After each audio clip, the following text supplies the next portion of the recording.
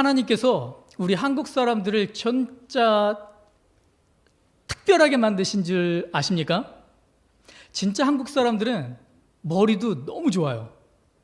더군다나 외국에 나가면 한국 사람들이 얼마나 이 머리가 좋은지, 한국 사람들이 얼마나 특별한지를 알 수 있게 됩니다. 그리고 하나님께서는 우리 한국 사람들에겐 카리스마를 주셨어요. 그리고 그 카리스마를 눈에 주셨어요. 제가 한동안 우리 미국에서 이제 교회에서 말씀을 전할 때 제가 떨고 있더라고요. 왜 그런가 했더니 우리 성도님들께서 하나님께서 지어주신 카리스마를 가지고 저를 바라보니까 제 가슴이 뛰더라고요. 그리고 나서 마스크를 벗고 나서 얼마나 감사했는지 모릅니다. 그리고 한국에 와서 다시 말씀을 전하는데 옛날에 그 떨림이 다시 있는 거예요. 보니까 한국에서는 아직 마스크를 쓰고서 예배를 드리시더라고요. 저는 이렇게 성도님들의 얼굴을 보면서 말씀을 주로 전하거든요. 근데 카리스마 있는 눈빛으로 저를 보면 제 가슴이 떨려요, 가끔. 그러니까 우리가 가끔은 웃으면서, 그러면서 또 어떤 땐 하나님의 말씀이 또 우리에게 찾아올 때는 또 감사함으로 우리 하나님의 말씀을 같이 나눌 수 있는 시간 되기를 소망합니다. 저희 어머니께서 사실은 치매가 심해지셔서 제가 급하게 한국을 방문을 했습니다. 무거운 마음으로 한국을 방문을 했는데 또 온 주에 할로윈이라는 이 서구 문화가 한국에 들어와서 이 땅에 이 젊은이들 그리고 우리나라에 너무나도 가슴 아픈 그런 흔적을 남겨 놓았습니다. 더 나은 세상을 만들겠다고 서양 문화를 받아들이고 그리고 그것을 이렇게 이용해 보겠다고 하는데 이 무분별한 일들이, 무분별한 받아들임이 이러한 아픈 일들을 만들어 냈습니다. 또한 이것이 어떠한 문화뿐이 아니고 우리가 잘 아는 대로 정치인, 경제인, 의료인, 과학자들 많은 사람들이 각자 자기의 위치에서 열심히, 아주 열심히 더 좋은 세상을 만들기 위해 애를 쓰고 있습니다. 그런데도 불구하고 과연 우리는 더 나은 세상을 살고 있는가? 핸드폰이라든지 TV라든지 컴퓨터라든지 인터넷이라든지 우리를 편하게 하는 것들은 너무나 많이 있습니다. 그런데 나를 편하게 하는 이 문명의 이기들이 많을지언정 정말 나는 편안한 삶, 평안한 삶, 기쁜 삶을 살고 있는가? 한번 우리가 생각해 볼 수 있기를 원합니다. 특별히 나의 마음은, 나의 영은 더 나은 시대로 가고 있는가? 이 질문을 던지고 나면 그곳에는 물음표만 저에게 다시 되돌아옵니다. 하지만 오늘 우리가 이 아픈 가슴을 덮고 우리의 마음을 주님을 높이며 주님께 예배드리며 주님으로 인해 위로받는 그 시간, 이 시간 되기를 소망합니다. 제가 그래서 이제 성도님들께 힘이 되기 위해 제가 어려서부터 좋아했던 노래, 아마 우리 성도님들도 대부분 아실 텐데요. 제가 어려서 많이 불렀던 노래가 있습니다. 노래합니다. 기대하세요. 텔레비전에 내가 나왔으면 정말 좋겠네. 아무도 안 좋아하시네요. 정말 좋겠네 하면서 이렇게 불렀던 노래, 학교에서도 그렇고 집에서도 그렇고 참 많이 불렀었습니다. 그렇게 노래를 제가 부르면서 정말 내가 주인공이 될 수 있을까 생각하면서 참 나도 엉뚱하다, 내가 이런 생각을 다 하네, 그랬었던 적이 있습니다. 근데 오늘 주님께서 우리에게 요한복음 2장 갈릴리의 작은 동네 가나에서 벌어지는 혼인잔치로 우리를 초대하시며 정말 우리가 어렸을 때 불렀던 노래처럼 텔레비전에 나오지 않더라도 인생의 주인공이 될 수 있는 법을 가르쳐 주십니다. 아무도 크게 기뻐하지 않으시네요. 크게 기대하지 않으시고 정말 내 인생의 주인공, 주님께서 인정하시는 주인공으로 내가 살 수 있다라는 기대를 가지고 오늘 주님의 말씀 속으로 들어갈 수 있기를 원합니다. 가나의 작은 동네에 혼인잔치가 벌어졌습니다. 많은 사람들이 초대받았겠죠. 예수님과 제자들도 초대를 받았고 예수님의 어머니도 그 자리에 있었습니다. 저도 어린 시절에 보면 제가 충청도의 온양 아산이라는 작은 시골 마을에 살았었습니다. 그곳에서 저희가 식사 시간이 되면은 어머니께서는 저에게 맛있는 김치와 밥 이렇게 밥을 먹다가 어느 순간 저희 어머니께서는 찐김치와 밥 이렇게 밥을 먹으며 그게 참 와를 배부르게 하는 귀한 음식이었습니다. 그런데 저희 시골 마을에서도 가끔 잔치가 벌어졌습니다. 요즘은 너무 이렇게 흔해서 넘어간다고 하는데 그 당시에는 환갑잔치와 결혼식이 큰 잔치였는데 이 환갑잔치가 벌어지면은 동네에 이 전 부치는 냄새가 가득합니다. 그러면 저희는 친구들과 함께 그 잔치가 벌어진 집 주변을 맴돌죠. 하루 종일. 그러다 보면 동네 아주머니들께서 가끔 전을 주십니다. 그 전이 얼마나 맛있는지 김치와 밥 이상의 반찬을 드셔보신 분들은 알 수가 없습니다. 그 맛있는 반찬 한두 번 먹고 하루 종일 그 동네를 또 돕니다. 그 집을. 그러면 저녁에 또 부침을 주시고 어떤 날은 고기도 몇 조각을 주십니다. 얼마나 행복한지요.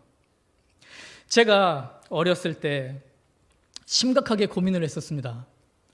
혹시 저희 큰형과 둘째형, 저 사형제라는 얘기 아까 목사님께서 하셨죠. 큰형과 둘째형의 나이 차이는 2살, 둘째형과 셋째형의 나이 차이는 2살, 셋째형과 제 나이 차이는 4살입니다. 이상하죠? 밥을 먹는데 저는 김치와 밥만 먹는데 형들이 그때 고등학교 때부터 이렇게 천안이라는 곳에 유학생활을 했는데 형들이 오면 가끔 고기가 나옵니다. 혹시 나는? 지금은 이제 제가 웃으면서 말할 수 있었지만 그때는 얼마나 심각한 줄 모릅니다. 그런데 아십니까? 불과 이것이 한 25년, 30년 전 일이라는 거죠. 40년도 채 되지 않았습니다. 그런데 그때만 해도 이런 잔치가 귀했고 금식 하나가 귀했는데 2000년 전 예수님께서 이 땅에 오셨을 때 가나에 일어난 잔치자리 얼마나 큰 일이었을까요? 신랑은 정말로 내가 가진 최고의 것으로 결혼 생활을 시작하고 싶었을 것입니다. 그리고 또 어떤 때는 능력 있는 사람들은 그 결혼잔치를 통해서 자기를 과시하고자 하는 그런 일도 있었을 것입니다. 그런데 이 결혼잔치에 문제가 생겼습니다. 우리 3절입니다. 제가 읽어드립니다. 그들에게 포도즙이 떨어짐에 예수님의 어머니가 그분께 이르되 그들에게 포도즙이 없다 하니. 포도주가 모자라면 어때? 다른 건 먹으면 되지. 포도주가 모자르면 다른 것이 먹을 것이 많았을 것이고 신랑의 준비가 좀 부족했구나 하면서 이해해주며 넘어갈 수 있을 것 같습니다. 그런데 이 당시 풍속에 보면은 우리가 축하해 주려고 왔는데 이 축제를 망쳤다라는 이유로 이 포도즙이 모자라지면, 이게 떨어지면 사람들은 신랑을 고소할 수도 있었다고 합니다.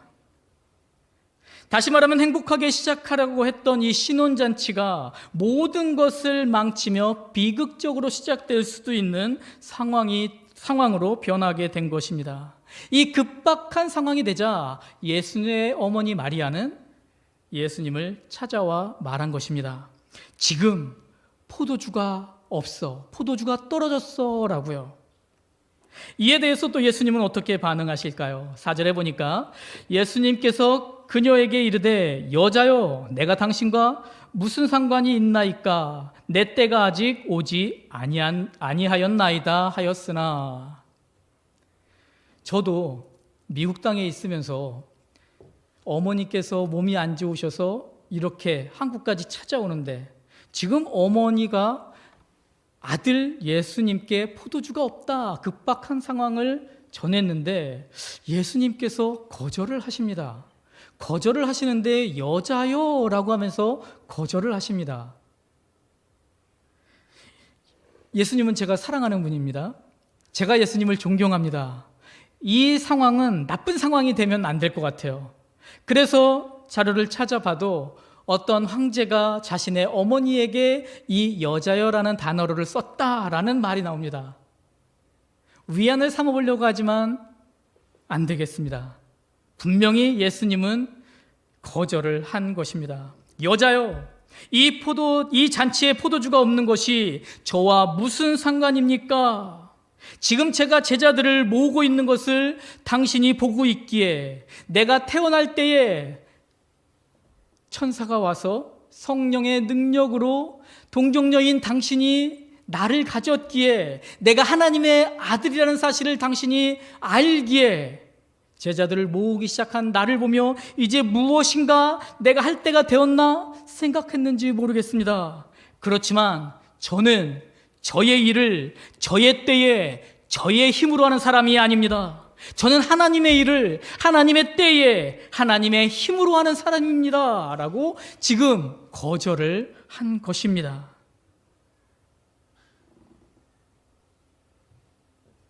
그렇다면 예수님의 어머니도 그 거절함을 받아들이고 아마 돌아갔어야 될 텐데 이 예수님의 어머니를 보니까 저희 어머니 같은 이 투지가 느껴집니다. 5절에 보니까 이 어머니께서 어떻게 말씀하십니까? 그분의 어머니는 종들에게 이르되 그분께서 너희에게 무엇을 말씀하시든지 그것을 하라 하니라. 아들을 가장 잘 아는 분이 누구일까요? 제가 저희 아내를 6월 6일 12시에 평택 다방에서 만나서 선을 보았습니다. 3시간 이야기를 했습니다. 그 다음 날 저녁 7시에 전화를 했더니 이렇게 야근 중이더라고요. 그래가지고 제가 다시 그날 밤 12시에 전화를 해서 저에게 시집 오라고 청혼을 했습니다. 근데 그럴 수 있었던 이유가 뭐냐면 제가 저희 아내와 선을 보기 전에 저희 어머니께 말씀을 드렸습니다. 어머니, 저보다 저를 더 잘 아는 분이 어머님을 제가 압니다. 저보다 저를 더 잘 아는 어머니께서 소개해 주시는 사람, 제가 하나님께서 주시는 사람으로 믿고 결혼하겠습니다. 청년들 기억하세요. 부모님을 신뢰하십시오. 얼마나 편한지 몰라요. 저희 아내는 많이 힘들어합니다. 근데 저는 얼마나 편한지 몰라요. 그리고 저희 아내에게 청혼을 하면서 제가 이야기했습니다. 내가 당신과 1년을 더 사귄다고, 5년을 더 사귄다고, 10년을 더 사귄다고 우리가 서로 얼마나 더 알겠습니까? 나의 이름이 성은입니다. 제 이름이 성은이에요. 성은이 망극하옵니다 할 때 그 성은입니다. 나는 여태까지 말 이름 그대로 하나님의 은혜, 정말 도저히 잊을 수 없는 하나님의 은혜로 살아왔습니다. 그래서 나는 하나님을 신뢰합니다. 당신이 나에게 온다면 당신은 하나님께서 나에게 주신 사람으로 믿습니다. 그게 금요일 밤 12시였거든요.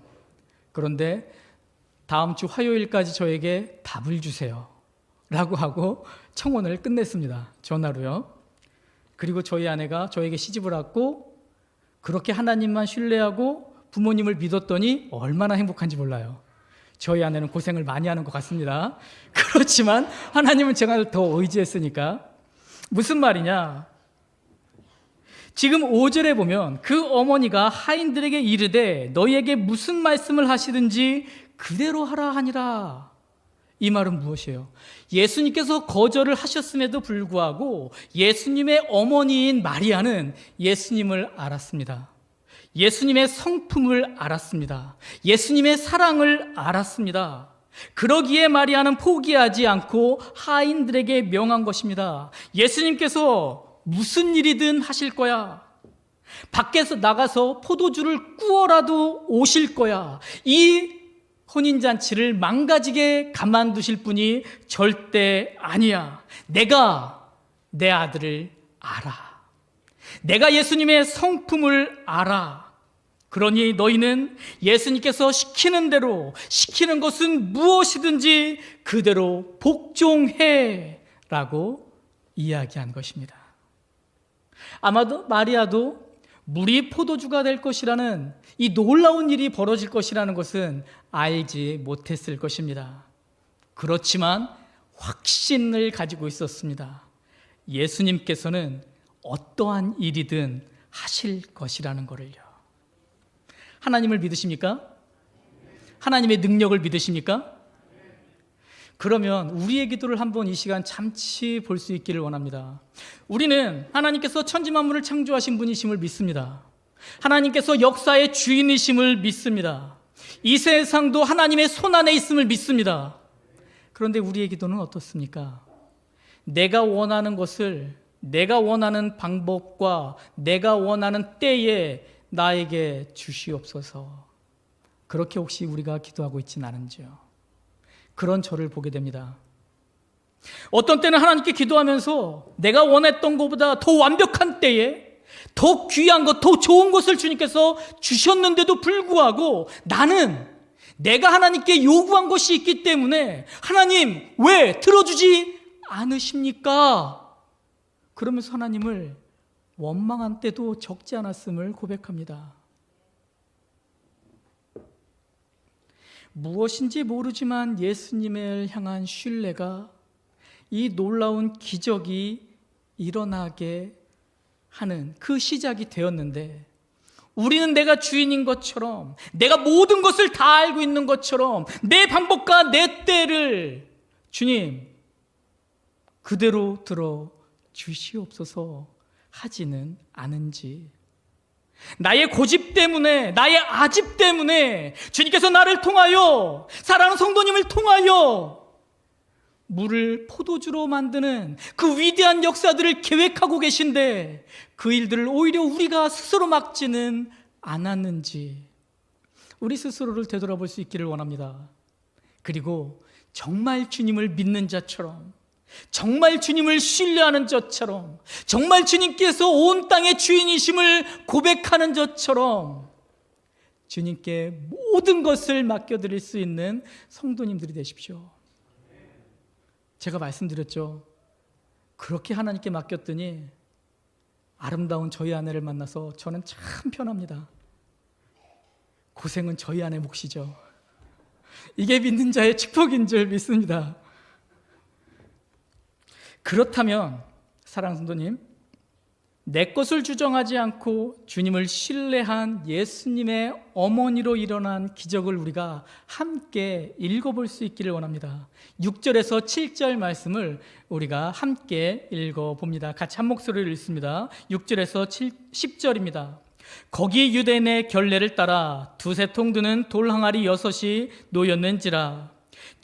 예수께서 저희에게 이르시되 항아리에 물을 채우라 하신즉 아구까지 채우니 이제는 떠서 연회장에게 갖다 주라 하심에 갖다 주었더니 연회장은 물로 된 포도주를 맛보고 어디서 났는지 알지 못하되 물 떠온 하인들은 알더라. 연회장이 신랑을 불러 말하되 사람마다 먼저 좋은 포도주를 내고 취한 후에 낮은 것을 내거늘 그대는 지금까지 좋은 포도주를 두었도다 하니라. 제가 한글 개역 옛날 성경으로 읽었습니다. 지금 제가 노안이 오기 시작해가지고요, 지금 성경을 가지고 있는데 이게 잘 안 보여서 제가 준비한 본문으로 읽었습니다. 자, 이 6절에서 10절 우리 성도님들 읽으셨죠? 이 말씀에 보면 하나님, 예수님께서 어떤 일을 이루실지 모르지만 내가 아는 것보다, 그리고 내가 기대하는 것보다 더 위대한 일을 이루실 것이라는 확신으로 마리아가 나아가서 예수님께서 이루신 기적, 이 믿음이, 예수님을 향한 신뢰가 예수님으로 하여금 물이 포도주가 되게 하는 예수님의 첫 기적, 이 첫 사역을, 요한복음의 첫 사역을 만들게 된 것입니다. 저는 우리 사랑하는 성도님의 인생이, 우리 사랑하는 성도님의 하루하루가 하나님의 이 놀라운 기적으로 가득한 인생이 되기를 소망합니다. 하나님을 믿으십니까? 하나님을 신뢰하십니까? 하나님의 일을 내가 하는 게 아니죠. 하나님께서 하여 주십니다. 주인공이 되기 위해서, 인생의 주인공이 되기 위해서, 인정받는 주인공이 되기 위해서 능력이 중요합니다. 그리고 능력 있는 주인공이 되기 위해서는 예수님에 대한 믿음, 신뢰가 이 능력의 시작임을 우리는 분명히 알아야 할 것입니다. 예수님을 믿고 신뢰한다면 이제는 그 권능의 예수님께 우리는 순종만 하면 됩니다. 6절에 보면 거기 유대인의 결례를 따라 두세 통드는 돌 항아리 6이 놓였는지라 말씀하고 있습니다. 예수님은 누구시죠? 하나님이십니다. 아들 하나님이십니다. 예수님께서 이 땅에서 행하신 첫 기적, 예수님께서 첫 기적을 행하실 때 예수님께 쓰임받는 도구는 어떤 도구여야 할까요? 제가 기대하는 예수님께 쓰임받는 도구는 금 항아리입니다. 정말 멋진 금 항아리가 예수님께서 행하시는 첫 기적에 놀랍게 쓰임받기를 저는 기대합니다. 그런데 이 말씀에 보면 결례를 따라, 의식을 따라 돌 항아리가 있습니다. 이 돌 항아리를 쉽게 말하면 손과 발을 닦는, 어찌 보면 더러운 물이 담겨 있는 더러운 항아리입니다. 한마디로 능력 없는 항아리입니다. 그런데 이 항아리가 예수님께 쓰임 받으니 예수님께서 역사 속에서 이루신 첫 기적의 도구가 된 것입니다. 제가 하나님께 너무나 감사하는 말씀 중에 하나가 또 이 말씀입니다. 제가 얼마나 돌 항아리인지요. 지금 제가 나누는 말씀은 본문에 제가 본문에 적어놓지 않은 저의 비밀입니다. 이거는 우리 성도님들과 저만의 비밀입니다. 우리 교회 성도님들께는 말씀하시면 안 됩니다. 어느 날 제가, 이건 비밀입니다. 그냥 오늘 들으시고 다 잊고 가셔야 돼요. 이 말씀 속에서만 잊고. 놀라지도 마십시오. 우선 처음에 제가 술을 마시고 싶었어요. 어느 날 술을 마시고 싶은데 그냥 마시고 싶다고 넘어갔으면 모르겠는데 이 마시고 싶다라는 생각이 없어지지 않으면서 이게 점점 제 안에 크게 차오르더라고요. 그런데 그때는 다행인 것이 제가 목사가 아니었어요. 그렇죠? 목사님은 술 드시면 안 됩니다. 그때 전 전도사였어요. 조금 안심이 되죠? 그렇죠? 네. 근데 너무 마시고 싶은데 그래도 제 안에 그래도 전도사로서도 양심이 있는 거예요. 근데 어느 날 이 마음이 없어지지가 않는데 한 2달 정도를 그랬거든요. 그러다가 제가 이 그로서리, 음식을 파는 가게, 월마트나 이런 곳이 있잖아요. 그 전까지는 몰랐는데 이 술을 마시고 싶다라는 생각을 가지고 그로서리를 갔는데 어느 순간 보니까 뭐 크로거, 플라이온, 뭐 커스코, 월마트 이런 모든 곳에 와인을 파는 이 섹션이 있거든요.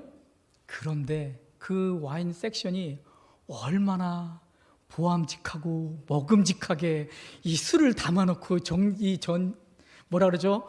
비밀을 얘기하려니까 막 마음이 떨려가지고 쉽게 안 나오는데요. 막 그런 겁니다. 그런데 진짜 하나님은 타이밍이 완벽하신 하나님이신 거예요. 제가 사역하는 동안은 아무리 마시고 싶어도 이게 안 되겠더라고요. 그래서 제가 마실 이유들을 막 기록하기 시작했습니다. 마실 이유를 막 기록하다가 주님, 제가 근데 아까 설교할 때보다 더 초롱초롱하게 말씀 듣는 것 같아요. 네, 잊어야 되는데, 기억하면 안 되는데. 네. 너무 초롱초롱해서 제가 까먹었네요. 있었는지. 네. 저도 가슴이 떨려요. 비밀을 얘기하려고 하니까. 네. 근데 사역을 한 동안 하나님께서 얼마나 완벽한 이 타이밍이 완벽하신 하나님이신지 한 달 정도 지나고 제가 원래는 한국에 나오려고 사임을 목사님께 말씀을 드렸어요. 근데 이 술을 한참 먹고 싶다 하는데 이 한 달이 다가오는 거죠. 처음에는 낮에 그 와인을 사러 갔다가 도저히 낮에는 살 수 없어서 밤 12시에 갔다가 12시도 쉽지 않아서 새벽 1시에도 갔다가 하는데 아무래도 못 사겠는 거예요. 그러다가 하나님 이때군요. 사역을 내려놓고 일주일 사역을 제가 이렇게 쉴 때가 있었습니다. 하나님, 역시 하나님은 완벽하신 주님이십니다. 모든 것이. 그래서 이제 다시 제가 새벽 1시에 사역을 내려놓고, 그때 전도사도 아니에요, 그죠? 이제 좀 낫죠? 이때 제가 갔습니다. 그런데 결국은 못 샀습니다. 그리고 나서 한 2달 정도가 지난 후에 하나님께서 저의 마음에 그런 마음을 주시더라고요. 저도 모르게 그걸 이제 잊어버린 거예요. 2달 정도 지나면서. 근데 하나님께서 주신 게 뭐냐면, 내가 세상을 향한 호기심, 그리고 이 호기심에 포커스를 맞추니까 하나님도 말씀도 모든 것도 덮고 내가 이것을 행할 수 있는 이유를 찾아내고 있더라고요. 그러면 내가 결국 마시지 못한 이유는 무엇인가? 하나님을 향한 사랑이 세상을 향한 호기심보다 나 이성은이는 더 강하구나. 세상을 향한 호기심이 내가 하나님을 향한 사랑을 이기지 못했구나 하면서 감사했습니다. 그런데 제가 그때 전도사였습니다. 지금 저는 제가 얼마나 세상에 빠지기 쉽고, 비록 하나님께 쓰임받는, 정결하게 쓰임받는 제가 온양 출신이거든요. 온양 사람들은 일주일 목욕탕 갔다 오면 배꼽같이 나와요. 지금은 제가 이게 조금 나이가 들어서 표가 안 나는데, 저는 대한민국 사람들이 다 피부가 좋은 줄 알았어요. 군대를 갔는데 고참들이 깜짝 놀라더라고요. 제 피부가 배꼽 같대요. 몸에 더러운 것들은 목욕하면 닦입니다. 피부가 좋아지고 싶으십니까? 온양온천 가서 온천 몇 번 하십시오. 피부가 달라질 겁니다. 그런데 우리의 마음과 우리의 영은 정말 정결케 하기 쉽지 않습니다. 오죽하면 바울 사도가 고백을 했겠습니까? 죄인 중에 괴수라고요. 그게 우리의 모습입니다. 아무리 주님 앞에 내가 쓰임받고자 발버둥을 쳐도 돌 항아리 같은 금 항아리 근처도 가지 못하는 저를 보게 됩니다. 그런데 그런 저에게, 그러한 성도님들께 주님께서 오늘 말씀하여 주십니다. 네가 돌 항아리여도 괜찮아. 내가 있잖아. 네가 물이 포도주가 되게 하는 것이 아니고 너의 순종이 나와 함께 할 때 그 일은 내가 이루어 줄 거야. 믿으십니까? 진정 하나님께서 하나님의 역사를 쓰십니다. 그래서 사람들은 그 역사를 히스토리라고 이야기를 합니다. 하나님께서 쓰시는 그 역사의 주인공이 우리 사랑하는 성도님들이 되시기를 소망합니다. 하나님께서 쓰시면 어떻게 됩니까? 요셉이 감옥에 갇혀 있었는데 그 감옥도 이 왕의 제수를 가두는 아주 가장 나올 수 없는 감옥이었는데 하나님께서 그를 쓰시니 그는 단숨에 그 이집트의 넘버 2가 되어버립니다. 아브라함을 기억하십니까? 하나님께서 아브라함을 쓰시니 100세에 하나님께서 약속하신 이삭을 낳게 됩니다. 혹시 이 자리에 100세 넘으시는 성도님 계신가요? 있으시면 손을 한번 들어보시는데 아무도 안 드신 걸로 봐서는 100세가 안 되신 줄 믿습니다. 하다못해 100세가 되어도 주님께서 사용하시고자 하면 위대한 주님께 쓰임받는 종이 바로 우리가 될 수 있습니다. 혹시 이곳에 감옥에 갇힌 성도님, 감옥에 안 갇혀 있으니까 지금 예배를 드리시는 거죠? 감옥에 갇혀 있더라도 하나님께서 들어쓰시면 그렇게 사용하시는데, 과연 사랑하는 성도님들을 하나님께서 쓰신다면 어디까지 쓰실까 기대할 수 있는 성도님들이 되시기를 소망합니다. 세상은 이야기합니다. 네 능력이, 네 힘이, 네가 가진 것이, 네 가방끈이 너를 너되게 하는 거야. 아니요. 그건 세상의 말인 줄 믿습니다. 주님께서는 말씀하십니다. 나만 바라보라고요. 내 안에만 서 있으라고요. 연회장이 그 파티를 맡은 자가 하나님께서 만드신 이 포도주, 예수님께서 만드신 이 포도주를 보며 좋은 포도주라고 말했습니다. 그런데 아마 이 포도주는 좋은 포도주가 아니고 정말 놀라운 포도주일 겁니다. 우리 사랑하는 성도님, 특히 우리 젊은 또 우리 형제자매님들, 세상이 온갖 것들로 우리를 유혹합니다. 그리고 가끔은 쓰러지고 싶을 때도 많습니다. 달콤해 보일 때도 많습니다. 그렇지만 하나님의 사랑과 능력 안에서 승리하는 성도님들이 되시기를 소망합니다. 그리고 우리 함께 예수님께서 만드신 이 놀라운 포도주, 우리 같이 천국 가서 하나님께 함께 요청드리면 하나님께서 들어주지 않으실까요? 제가 세상 유혹들 다 이겨내고 참아왔으니 하나님, 예수님께서 만드신 이 포도주 한 잔, 이 한 모금 맛은 보게 해주십시오. 요 맛은 보고 싶습니다. 주님께서 주시는 축복으로, 주님께서 인정해 주시는 사랑으로 정말 인정받기를 기대하는 우리 성도님들이 되시기를 소망합니다. 세상 것이 아닌 철저히 예수님의 능력 안에 서서 준비되는 우리가 되기를 소망합니다. 시간이 많이 지났지만 잠시 말씀 속의 등장인물들을 보면서 오늘 주인공이 되기 위해 우리를 조금 더 보기를 원합니다. 오늘 말씀에 보면 신랑이 나오고 연회장, 이 파티를 준비한 사람이 나옵니다. 신랑은 이 파티를 통해서 결혼 생활이 시작되었습니다. 그리고 이 연회장, 파티를 맡은 자는 파티를 계획하고 주관한 사람입니다. 그런데 오늘 말씀처럼 이 둘에게 문제가 생겼습니다. 포도주가 예상보다 빠르게 소비된 것입니다. 신랑은 행복한 시작을 계획했지만 참담한 시작이 될 수도 있는 상황이었습니다.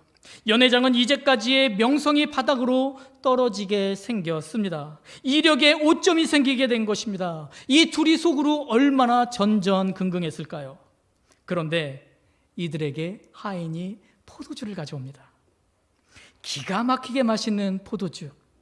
그런데 이 둘은 자기 일이 성공적으로 마무리되는 데에만 관심이 있었습니다. 하인들에게 이 포도주가 어디서 온 것이냐, 내가 알지 못한 포도주를 어디에서 가져온 것이냐라고 묻기만 했어도 이들은 권능의 주님을 만날 수 있었을 텐데, 그 은혜를 누릴 수 있었을 텐데, 자기 일에만 초점이 맞춰서 다른 것을 보지 못한 그들은 예수님을 만나지 못합니다. 과연 사랑하는 성도님은 어떻습니까? 하루하루 일어나는 일들이 하나님의 은혜임을 믿으십니까? 내가 이제까지 나와 오늘 이 자리에 설 수 있는 것이 하나님의 은혜임을, 하나님께서 이루어 주신 그 축복의 결과임을 믿으십니까? 그렇게 하루하루 고백하고 계십니까? 많은 경우 우리가 사실은 이 세상을 살아가다 보면 내가 내 인생의 주인공인 것처럼 내 일에 포커스를 맞춰서 그것만 바라보다가 하나님의 사랑과 은혜를 덮고 지나갈 때가 얼마나 많은지 저 스스로를 보게 됩니다. 그렇지만 이제 우리 오늘부터는 그런 미련함을 더 이상 범하지 않는 지혜 있는 우리가 되기를 소망합니다. 또한 하인들이 있습니다. 하인들은 기적의 시작과 끝을 다 보았습니다. 복종함으로 이 기적을 만들었다 해도 과언이 아닐 수 있습니다. 기적의 중심에 바로 이 하인들이 서 있었습니다. 또한 제자들이 있습니다. 제자들은 이제 막 예수님께 부름을 받고 예수님만 바라보던 자들이었습니다. 이 기적과는 상관없어 보이기도 합니다. 한 일이 아무것도 없습니다. 말씀이 시작될 때에 예수님과 함께 이 결혼잔치에 초대되었다라는 이야기만 나옵니다. 그리고 이 말씀이 정리될 때에 많은 사람들은 이 하인을 이 말씀의 주인공 삼고 싶어 합니다. 왜냐하면 이 세상 사람들은 네가 무엇을 했느냐, 너의 업적이 무엇이냐, 네가 가진 것이 무엇이냐, 이것으로 평가하고 싶어 하거든요. 그런데 주님께서는 과연 어떻게 평가하실까요? 우리 11절 말씀 같이 한번 읽어보겠습니다. 11절입니다. 시작. 예수님께서 기적들 중에 이 처음 기적을 갈릴리 가나에서 행하사 자신의 영광을 나타내시니 그분의 제자들이 그분을 믿으니라. 아멘. 어떻게 된 것인지 이 말씀을 우리가 보는 것처럼 기적의 시작과 끝, 그리고 그 중심에 서 있는 하인들에 대해서는 아무런 평가를 내리고 있지 않습니다.